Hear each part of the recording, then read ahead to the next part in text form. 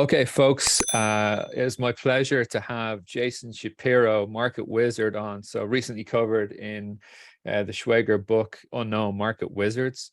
And really happy to have Jason on just for a chat about basically his life in trading so far, have a little talk about the markets, about weed farms. And yeah, over to you, Jason Shapiro. Thanks for your time, buddy. Yeah, thanks for having me. Cheers, man. So, I really enjoyed your chapter. I think it's the opening chapter on market wizards, unknown market wizards.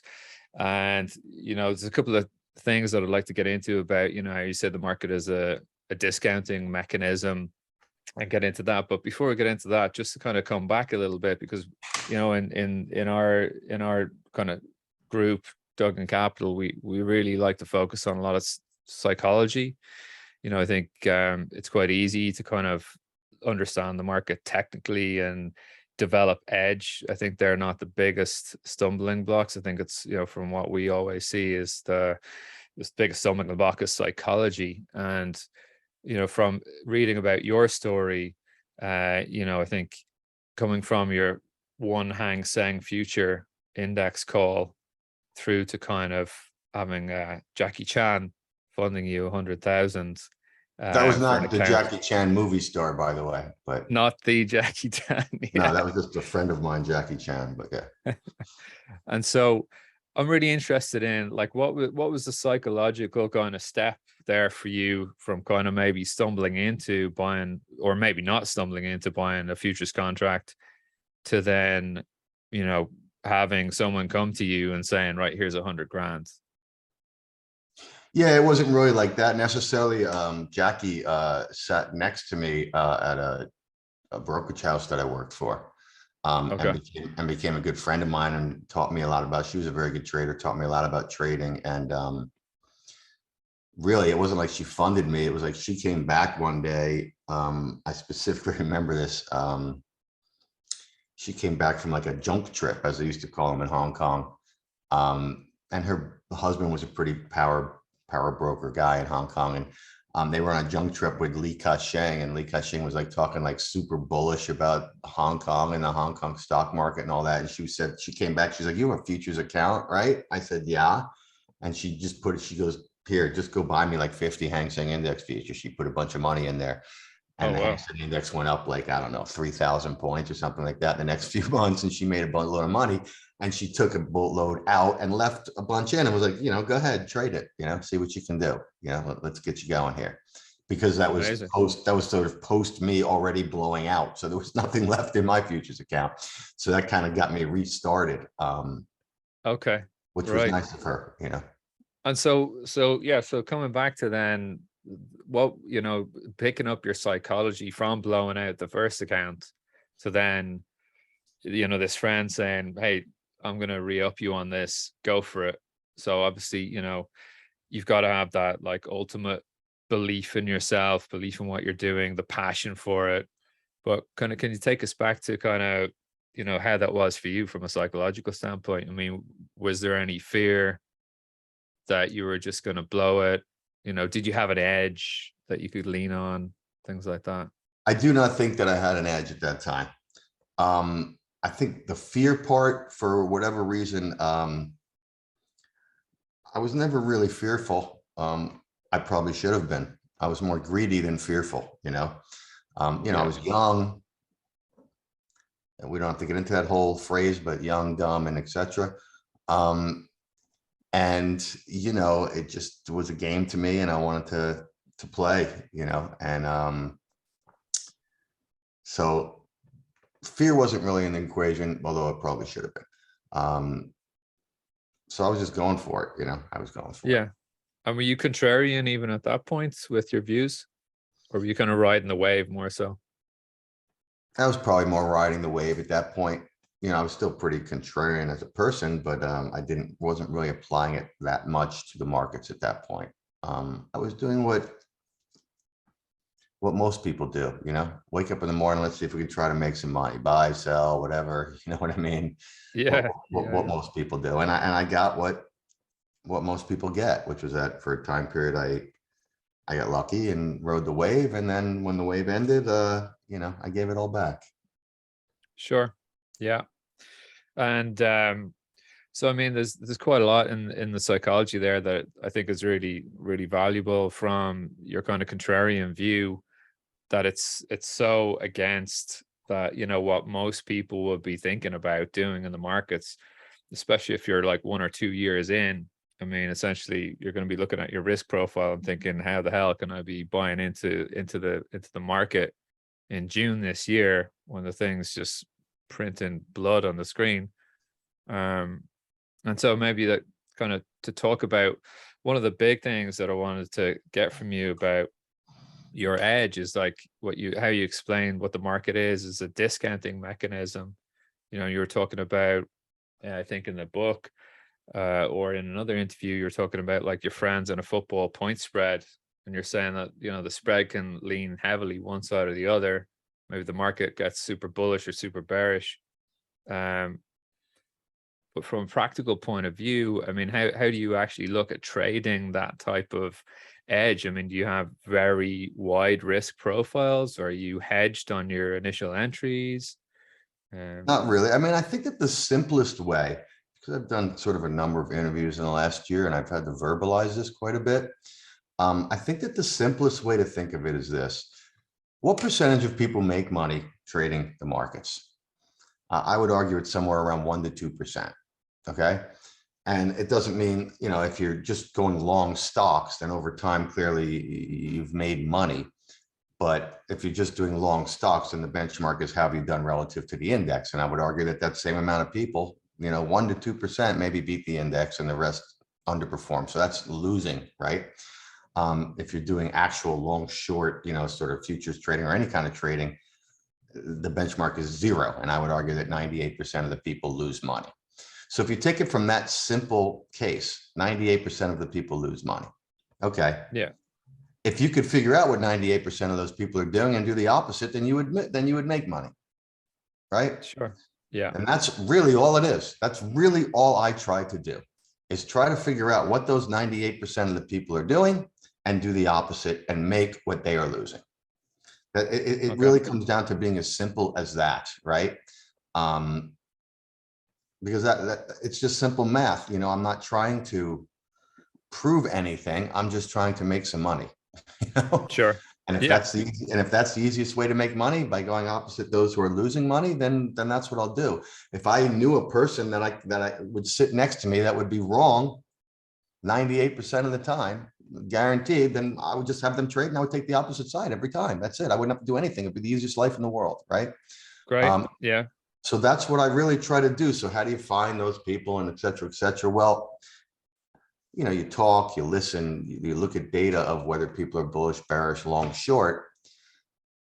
And really you don't know exactly, but the more those things are showing you, the higher the probability that all those people are sort of on one side of the trade, and therefore the higher probability that the market's going to go the other way. So that's sort of how I approach it, And are you trading futures, stocks? I'm a futures trader. Yes.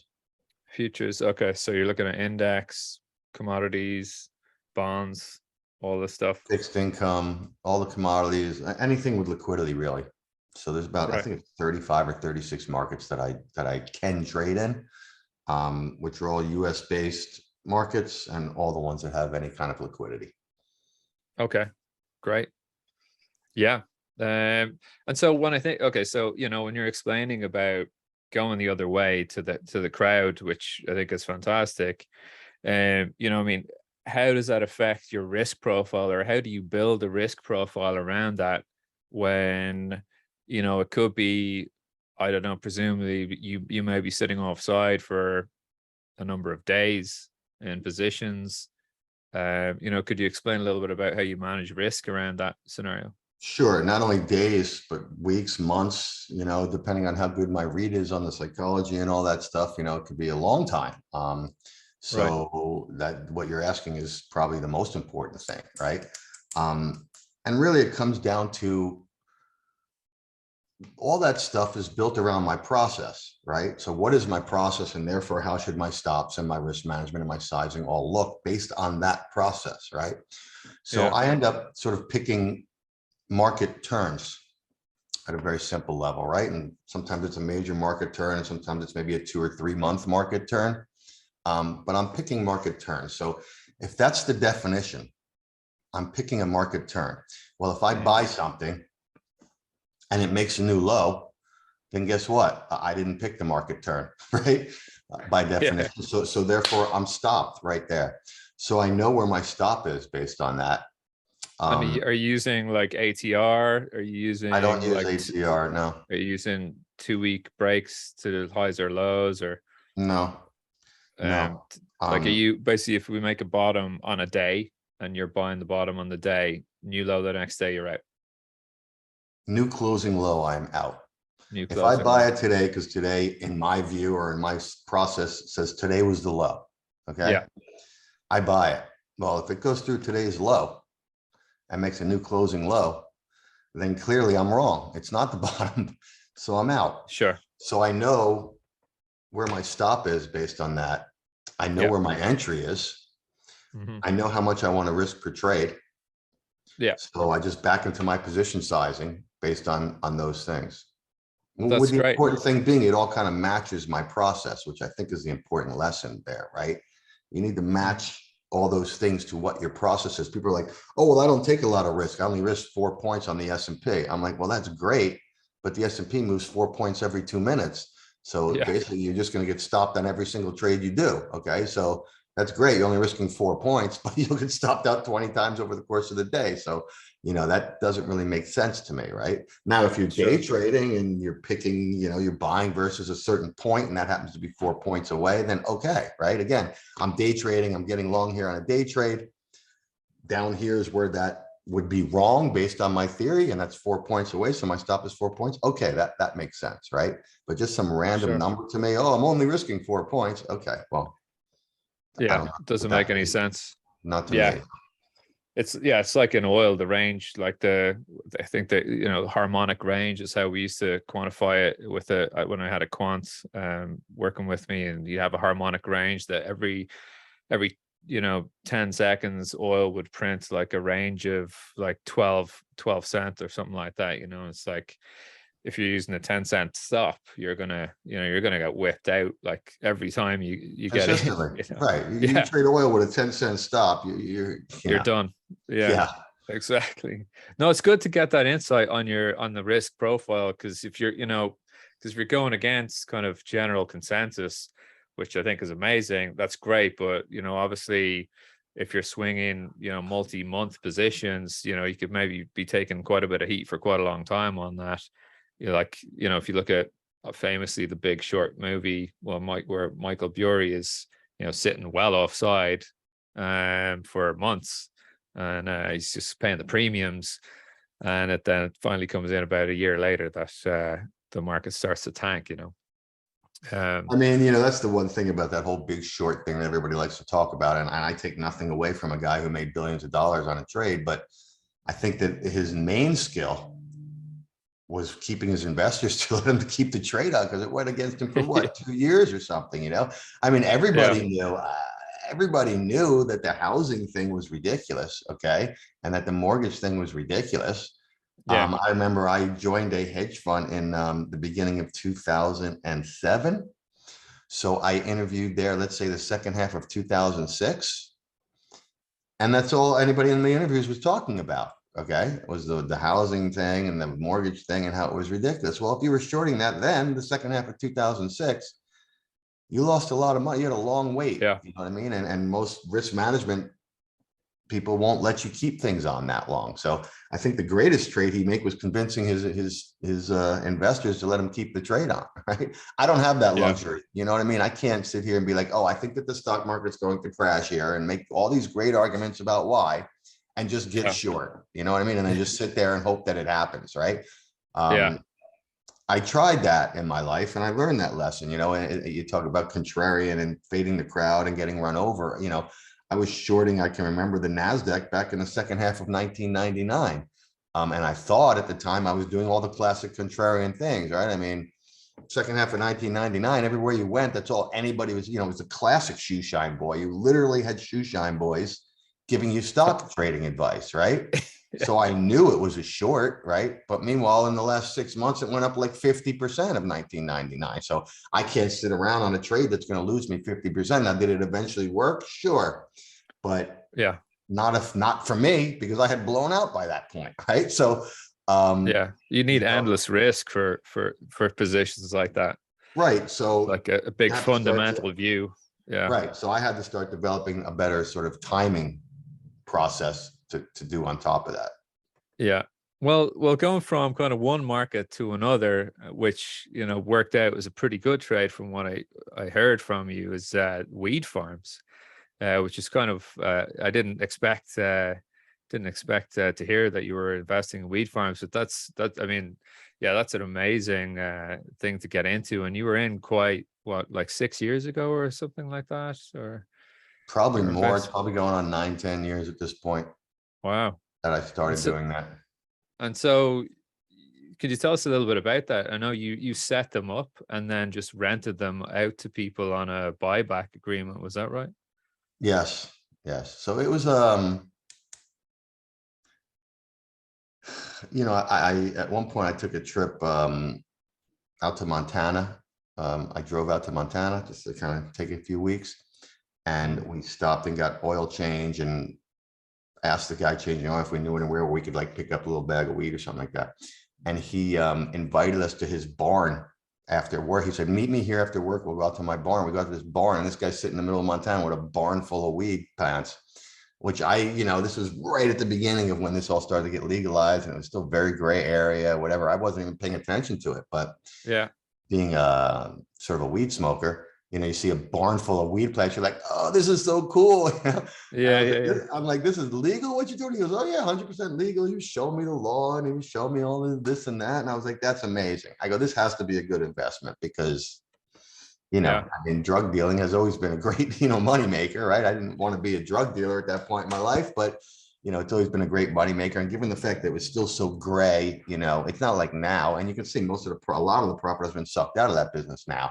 But back then, there was huge amounts of profits to be made. And you could do the math. You could grow a pound of weed for like $400, and these guys at that time were selling it for $4,000. So there was a Wow. huge,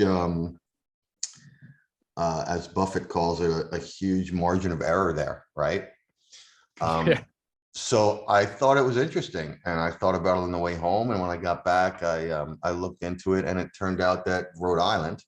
I lived in Connecticut at the time, but Rhode Island was less than maybe an hour and a half away. Rhode Island had this legal program where you could grow certain amounts of weed, not unlimited amounts, but certain amounts, and which was funny too, because the government trying to decide what that amount is, they don't know anything about this. So they said they did it by a plant count. Okay, you could grow, let's say 12 plants. Well, a plant can be 12 inches high, or a plant can be, 8 feet high, right? Right. Yeah. So Yeah. of Yeah. course, all Yeah. these guys started growing 12 8-foot high plants, and Yeah. pulling, 20 pounds of marijuana out, and selling it, right? Nice. So I did that for a short period of time just to learn what it was about. I bought a house up here, and it was at a time where I was going through divorce and I was going through a whole thing. So I kind of needed a change of scenery. So I kind of Yeah. bought this farm up in Rhode Island, and I started testing it out and getting my hands in the dirt and really figuring it out. And once I figured it out, I was like, this can be repeatable, Yeah. and I wasn't really into it. I don't really have the ability or the distribution for it all. I haven't been a drug dealer, so I really wouldn't know where to distribute all this stuff, but there certainly were people that could. Just go Um, back to your old high school. well, Start that's right, but dishing it it had been since high school, right? Really, since I out. was Yeah. involved in anything like that, which is 25 years earlier, right? So, no, and if I really wanted to figure it out, I should just go hang out at the fraternity houses, but that's just not how I Yeah. really Yeah. wanted not really Yeah. how I wanted to spend my life necessarily. But Yeah. there were people that were spending their life that way, and they didn't have the money to put together a grow operation. A proper grow operation, by the time you buy the space and put all the So, equipment and all that, and the carry charge between when you start and when you can actually get product, you were looking at about $200,000. so you right. So you said you did around 40 of these, and So you must have had that like streamlined down pat, like to the whole template to, It was a here's the process. It was a infrastructure. process to get there, but by the end, yeah, we had it down pretty nicely. Sweet. Every property sort of has its own needs. But in general, yeah, I had a And they crew and and were they all in one state or multiple all states? no, they were all in Rhode Island. Yeah, Oh, okay. they were all. Great. Yeah, so Brilliant. I was just setting it up and essentially renting it to people, and I would just do a rent to own. Right. So because the And margins were so big, I could put together something for $200,000 that would, create $500,000 in revenue for these guys a year. wow, So brilliant. And are you I still involved at all in the business or no, any interest? no, not really. I was like everyone else. I bought a couple of weed stocks about like, I don't know, maybe actually probably 7 years ago now. And I think I'm all out of it, but it was just a hot mess at the start. And, the best trade was shorting the hell out of all of them, to be honest. I Because mean, it's funny as I was in that business. So you got to understand, like these people that I was renting these places to, these were all black market guys, right? I mean, they it had nothing yeah, to do with me. They just rented they just rented a property from me, right? yeah, But it made me see very clearly that these big dispensaries and all that had no shot and still have no shot because all that did was it allowed these black market guys to operate, legally. A guy can go grow 20 pounds of weed and he can sell it on the street to people. He doesn't get taxed on it. He doesn't have the regulatory expense that these dispensaries have. There's just no way that those dispensaries could possibly compete against these guys. They can make the argument, oh, well, we get our stuff tested and this and that. Okay, maybe, but it's not that big a deal, and that's interesting because I get that. Actually, I see that now because at the time I was in Tilray, I was in, I think, AbbVie, I was in a whole lot of stuff, yeah. and I was just looking for the lift and it just wasn't coming. And like, I think Tilray had a misreported deal with Coke, and it had one good day out of it, and then it never swam a day after that. And it was Yeah, these like, right, companies still aren't making money this because how there's can they, no, how can they compete? Their costs are 5 times as much. Plus they yeah, get taxed, plus when they sell the stuff, it gets taxed, right? Which was but the they whole they point. got it. They have queues at the door. I was in Missouri. Where in Missouri was I? Can't remember. Somewhere in Missouri in November, and I decided to check out one of these dispensaries. And the queue, like, it was like 20 minutes before it's meant to open. There was a queue of like 50 people outside the door. No, it's true. It's true. They It's definitely have sales, but They're I don't doing think they have sales. profits. I Yeah, think that their expenses because the regulation is so high and so much of it is taxed. These guys on the street sell something for 200 that the dispensaries have to sell for 400 or 500. Now, if you go to yeah. the States, my daughter goes to school in Oregon. Okay. If you go to Oregon, there's very little black market stuff going on because they didn't limit it. They opened it up. If you want to own a dispensary, go ahead and own a dispensary. If you want to grow marijuana on your farm, go ahead and grow marijuana on your farm. And if you're a dispensary and you want to buy from whoever you want to buy from, go ahead and buy from whoever you want to buy from. They really made it a free market. And you go to Okay. Oregon and instead of, $400 for a bag of weed, you're paying 80. And a black market guy can't compete with With that. that. Yeah, So there's very little black market. My daughter told me, look, she goes to a big university. She said, there's nobody like in the dorms that's selling weed. There's no reason. yeah, You just walk down the road to the yeah. dispensary and get it. Go to the That's how shop. it should be. But in these states where they have tried to limit everything, you have a huge black market. And the state tax in Oregon on it, on the sale, probably still the same as other I'm states. not 100% sure. I know Oregon doesn't have state sales tax on anything, but what do they do on Oh, really? marijuana? I'm not totally sure. Oh, cool. Well, okay. That's weed. I mean, it's a fascinating business. I mean, to look at some of the places like in LA where they're doing all this mad science shit with the weed is crazy. And they're like, they're hybriding this, that, and the other, and they've got these super technical grow operations. It's kind of interesting. I think that weed space in about 20 years will be kind of a lot more interesting than it is now. The But whole thing was it's a super interesting lesson in business and free market and human beings, entrepreneurial spirit. It's been really amazing to watch, I think. Yeah. Yeah. Yeah. And I think it will continue to be for a while. Yeah. So another thing that was interesting to watch recently was yesterday, well, really from last Wednesday till yesterday, the market was just drifting up and up and up, and expectations, soft CPIs comes in red hot yesterday. Inflation is definitely not transitory. You're seeing dollar screaming back up. Gold getting hammered down, equities getting hammered down. Are you buying this or are you staying on the sides? I am currently on the sidelines in stocks. Okay. Frankly, the only positions I have now is long some gold, long some silver, and long some crude oil at this moment.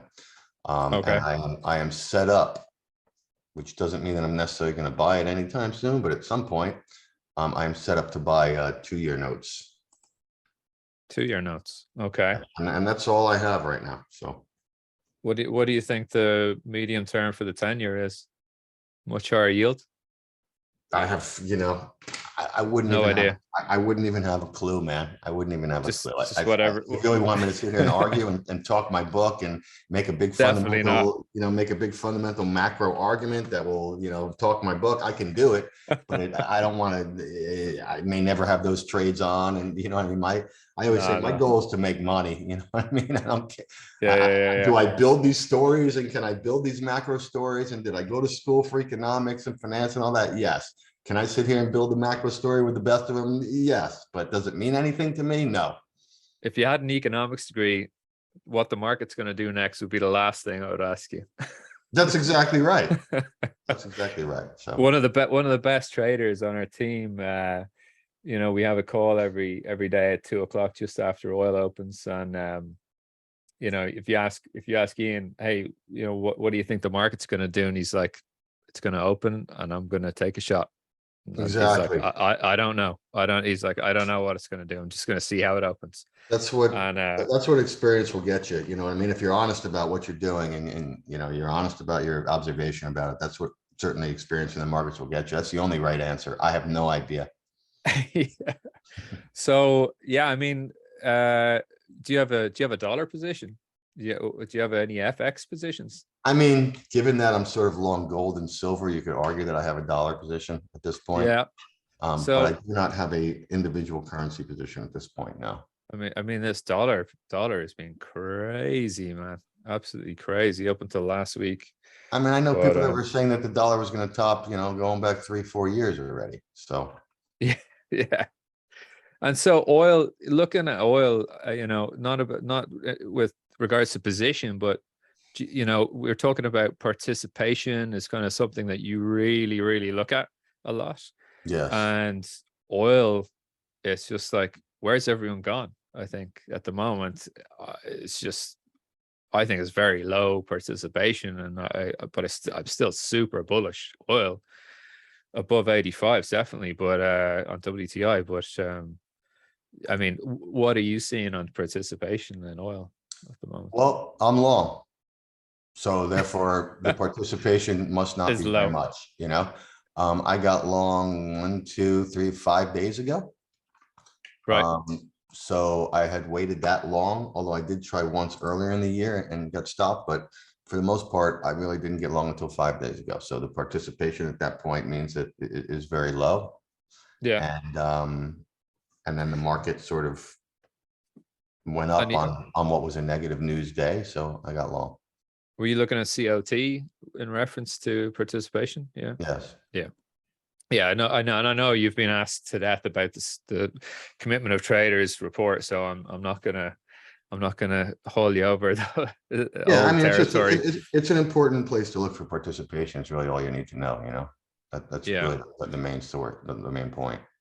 Do you track the difference weekly on the participation, or are you just kind of generally, the levels of participation high, low across the products?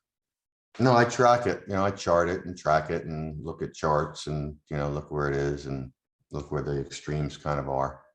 And Okay. it's hard because it's extremes over what type of period, right? I mean, if you go look back 20 years, then maybe it's not so extreme, right? But if you're looking back over a reasonable time period, 2-3 years, and it's pretty extreme.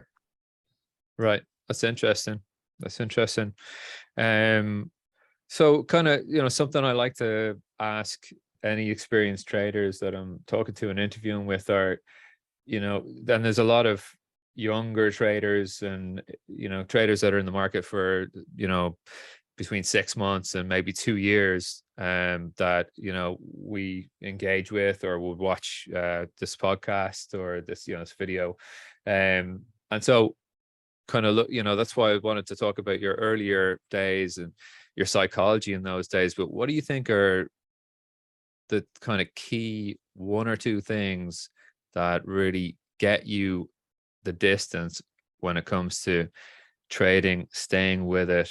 Obviously, risk management, not blowing up to the point where you just can't trade again. That's obviously the most important thing. But apart from that, where you start to adapt as a person towards trading, like what are the key things that you think are essential?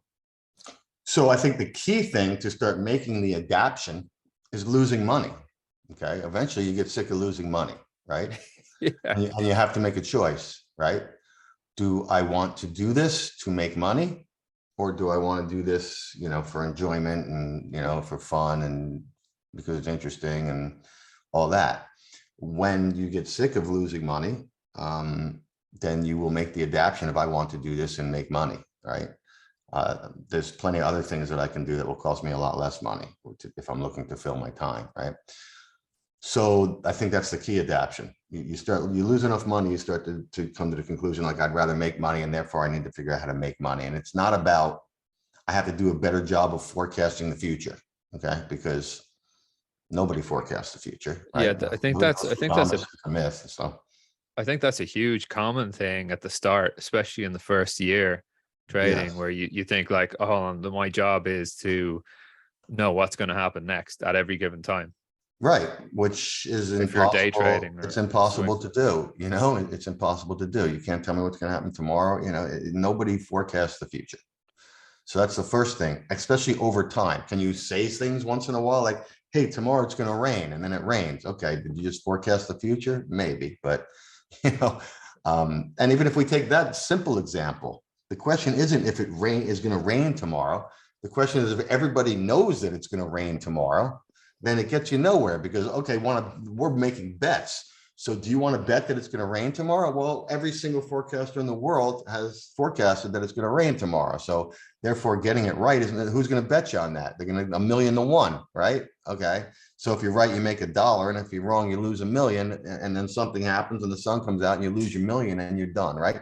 So that doesn't do anything for you, right? So once you make that idea of, hey, I need to figure out how to make money, and the way to make money is not necessarily by forecasting the future, since that's impossible, you come around to things like risk management being more important, right? To me, the main thing is process, right? And this isn't just in trading, it's in just about anything in life, right? But it's about process. You have to have this process that works. And well, of course, but there's plenty of people that have a process that might work, but they don't stick to the process. They don't stick to the discipline, right? Because they want the thrill of making a trade, and there's no trade right now. So what am I going to do all day? Oh, I'll just punt oil for the hell of it, right?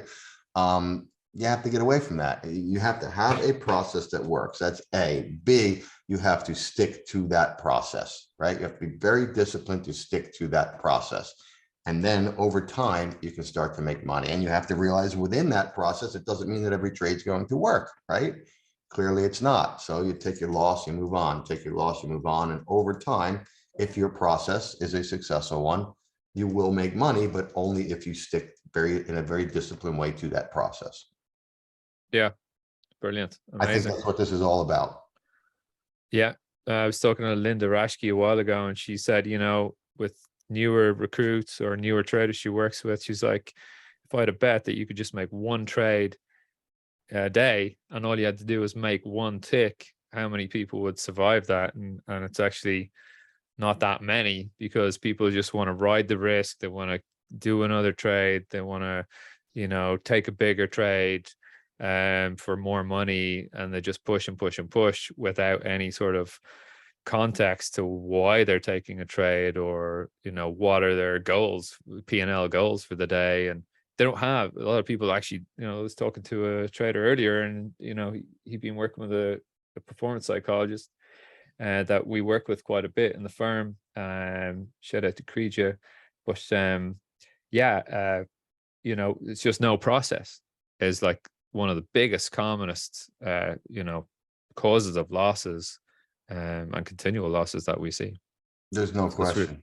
Process and discipline. And I have this service now that we started after the book came out, when people were asking me if I could help them, and we started this webpage. And I try to talk mostly about these ideas with these people, but I do also talk about my process and my trades. And, I kind of give up what my trades are and all that. And people are like, aren't you worried that you're giving away your trades to these people and it's going to eat into your P&L? And I'm like, I'm not worried at all, because I can give people all of I can give 100 people every single one of my trades, and there'll be 100 different P&Ls.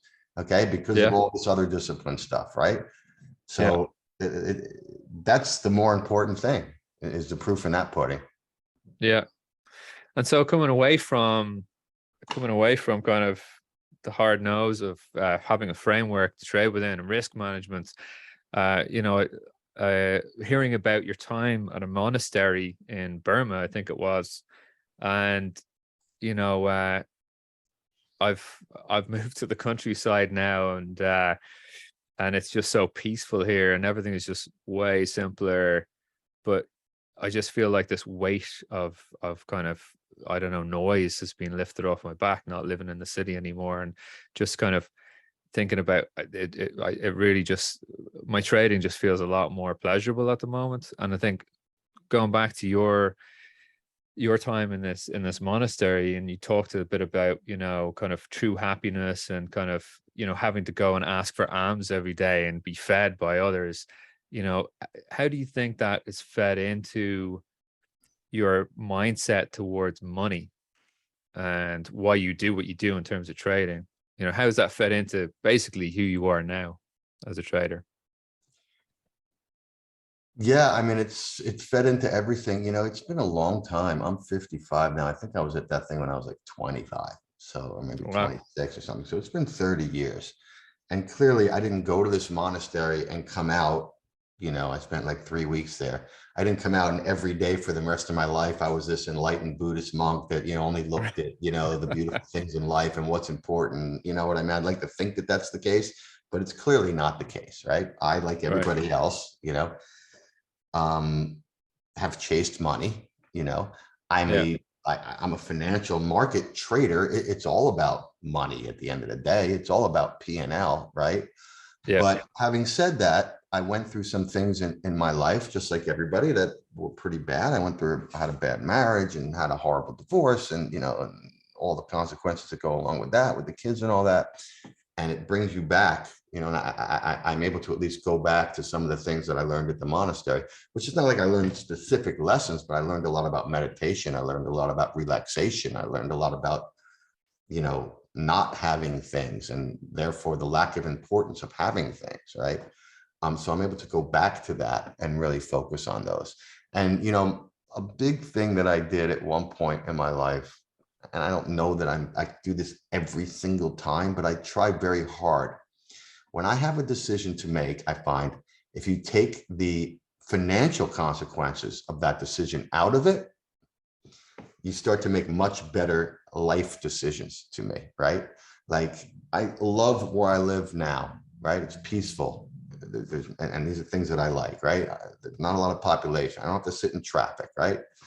I like this. Could I, and I run my own firm, and I make enough money to live, and that's great. Could I go arguably and get a job in New York and make more money? Yes, I could. But take that and make more money part out of it. Could I go and get a job in New York? Yes. Do I want to work in New York versus working, on the beach here, right? Where the answer is without a doubt, no. Would it make my life much worse? Yes. I have a wife here. She works here. We're happy here. Her family, you know what I mean? So if you take that out, then the answer is clear. Now, if I weren't making enough money to pay my bills, then that would be a different situation, right? Sure.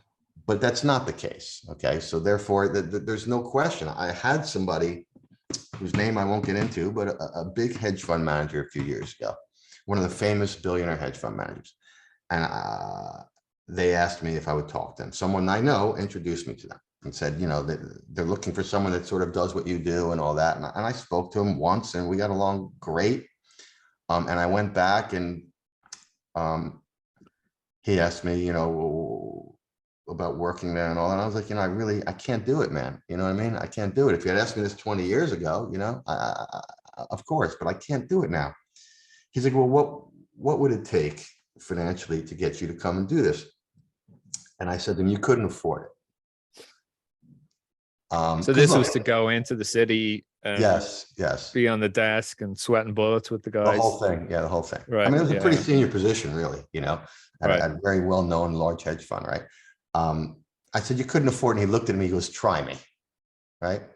And he clearly could afford it, right? And I didn't even throw a number out there because I didn't want to know it, because if the guy says something ridiculous to me, am I going to have the guts to say, no, here, I'll give you $25 million, Jason. Am I really going to sit there and go, oh, but it doesn't give me the peace of mind and the life that I want? You know, I mean, I like to think that I would, but would I? You're going to think twice about the quietness. Horse, right? So yeah, right. I didn't even want to know. So I said to him, I don't even want to know. I can't do this. I don't want to know. Right. And I'm glad I did, you know, because, you know, it's easy to say at 55 too, right? Because I only have so many years to live and, you know, how much money do you need, right? At 30, I wanted to be a billionaire, just like everybody. The most expensive commodity is time, man. Well, that's right. $1 billion can't buy you one fraction of a second back. Exactly. So at 55, you come to realize that stuff, right? It doesn't matter. I make enough money, more than enough money to live, right? I do exactly what I love to do, and I do it in a place that I love to be at. So how is there a price on that at 55 years old, right? At 30, you know, go tell me to move to whatever, you know, Moscow and pay me $50 million. I'm on the next plane, right? Yeah. But at 55, no. So this is all sort of those same things that sort of you're asking about the monastery visit. It's the same kind of thought processes. Yeah. Brilliant. Well, listen, I want to wrap it up there because I've taken up a lot of your time so far. And, you know, it's been an absolute pleasure to chat to you about, you know, your life in trading so far. And listen, maybe we'll have a chat down the line again. And sure. Hopefully you make it to Ireland, or I'll make it out to Maine. And I mean, my wife is Irish, so she's always bothering me that we should go to Ireland. Oh, really? Well, there you go. Kelly, Megan Kelly. Megan Kelly. What county are her family from? I'm not sure. They know, but I don't know. Well, if you ever do make it over, give me a shout, man. Absolutely. Thank you so much for your time. All right. All right, cool.